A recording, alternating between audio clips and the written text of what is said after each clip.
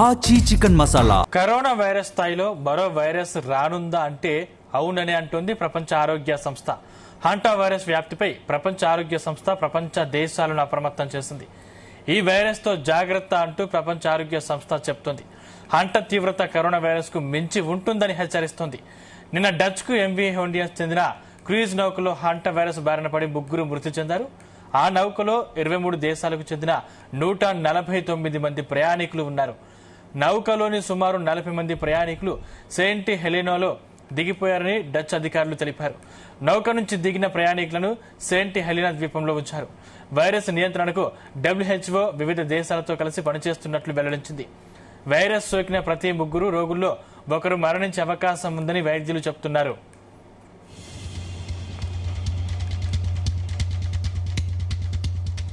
ఎలుకల ద్వారా ఈ వైరస్ సంక్రమిస్తుందని శాస్త్రవేత్తలు చెబుతున్నారు. శ్వాస వ్యవస్థను టార్గెట్ చేసుకుని వైరస్ విజృంభించే అవకాశం ఉంది.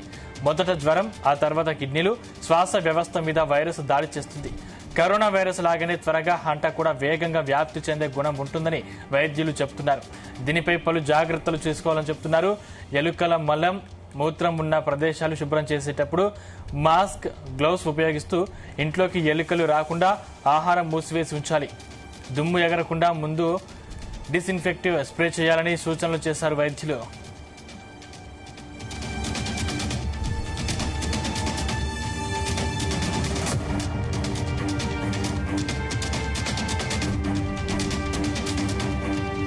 ఈ అంశానికి సంబంధించిన మరిన్ని డీటెయిల్స్ మా ప్రతినిధి యాకేష్ అందిస్తారు. Yakesh, good morning Sandeep. Corona virus తరహాలోనే ప్రపంచ దేశానికి మరొక వైరస్ కలవరపెట్టే అవకాశం కనిపిస్తా ఉంది. ప్రస్తుతం హంటా వైరస్ అనేది ఆ ప్రపంచ దేశాలను వణుకు పుట్టిస్తున్నటువంటి పరిస్థితి.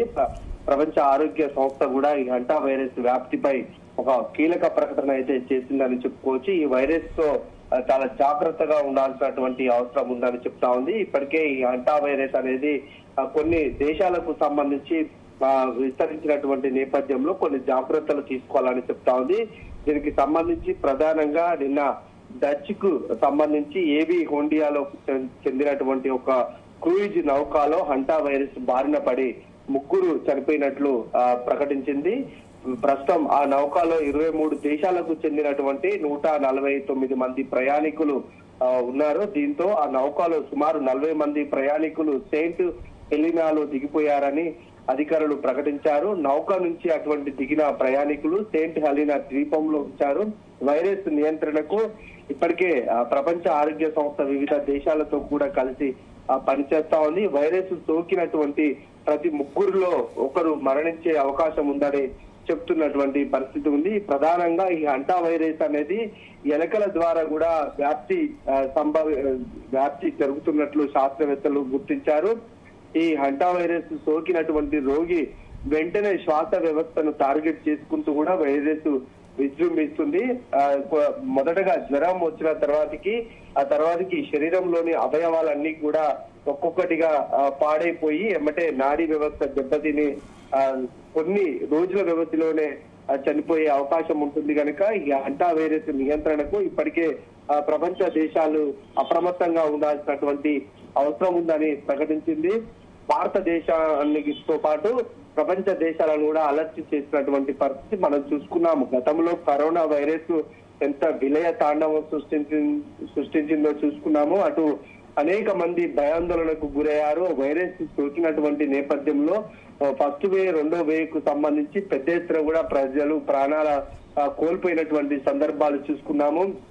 అటు ప్రపంచ దేశాలను కరోనా వైరస్ వణికించినటువంటి సందర్భాలు ఇంకా కళ్ళ ముందే కదులుతున్నటువంటి పరిస్థితులు ఉన్నాయి. ఇప్పుడు కూడా హంటా వైరస్ అనేది ఆ తీరుగా ఉంటుంది. ఆరోగ్య సంస్థలు ప్రధానంగా హెచ్చరిస్తున్నటువంటి నేపథ్యంలో ప్రజలు అప్రమత్తంగా ఉండాల్సినటువంటి అవసరం ఉంది. ప్రస్తుతం ఇది ఇంకా భారతదేశానికి అంటే ఇతర దేశాల ద్వారా నౌకల ద్వారా ప్రయాణాలు చేస్తూ ఉండారు కనుక అందులో ఎవరికైనా సోకిందా అనేది కూడా అధికారులు గుర్తించే పనిలో పడ్డారు. ప్రస్తుతం ఆ నౌకలో ఉన్నటువంటి 3 చనిపోయారు కనుక మిగతా ప్రయాణికులకు కూడా ఇంకా టెస్టులు చేస్తున్నారు. ఈ వైరస్ ప్రభావం ఎంత ఉండబోతుంది, ఇంకా ఉన్నవారికి ఎవరికైనా సోకిందా, అక్కడి నుంచి ఇతర దేశాలకు ఇతర రవాణా మార్గంలో ప్రయాణించారా ఎవరన్నా అనేది కూడా గుర్తించే పనిలో ఉన్నారు. ఒకవేళ వాళ్ళని గుర్తిస్తే ఈ వార్తల ద్వారా వాళ్ళని కట్టడి చేసి పూర్తి స్థాయిలో ఈ చికిత్స అందించే అవకాశం కనిపిస్తా ఉంది. అయితే ఈ చికిత్సకు అందించడానికి గుర్తించేటువంటి సమయంలోనే కూడా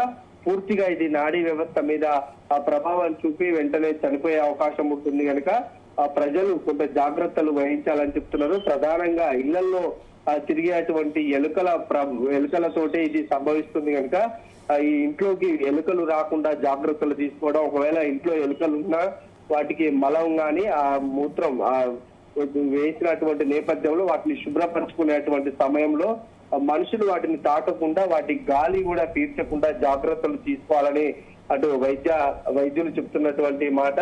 ఏదేమైనా హంటా వైరస్ అనేది ప్రపంచాన్ని ఇప్పుడు కలవరపెడుతున్నటువంటి మాట.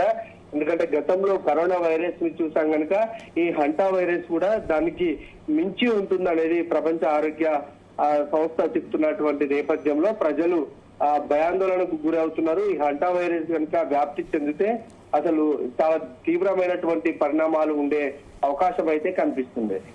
యాకేష్, అంటే భారతదేశం ముఖ్యంగా ఎటువంటి చర్యలు తీసుకుంటున్నారు? ముందస్తు జాగ్రత్తలు ఏమైనా తీసుకుంటున్నారా?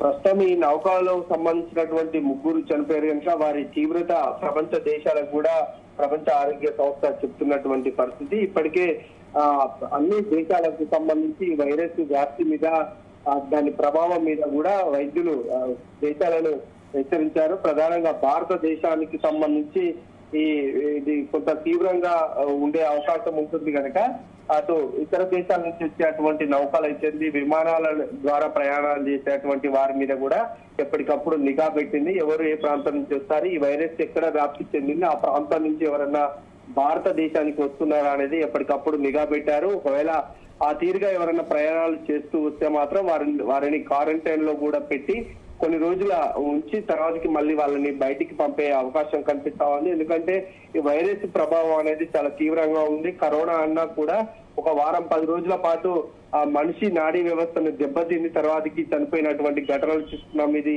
అలా కాకుండా వెంటనే 2-3 రోజుల వ్యవధిలోనే ఈ హంటా వైరస్ అనేది శరీరంలోనికి వ్యాప్తి చెంది ఒక్కొక్క అవయము కూడా పాడైపోయి చనిపోతారని ప్రపంచ ఆరోగ్య సంస్థ చెప్తా ఉంది కనుక దానికి తగ్గట్టుగానే కూడా చర్యలు తీసుకుంటుంది. ఇప్పటికే అటు ప్రభుత్వాలను కూడా హెచ్చరించినటువంటి నేపథ్యంలో సూచనలు కూడా చేస్తా ఉంది.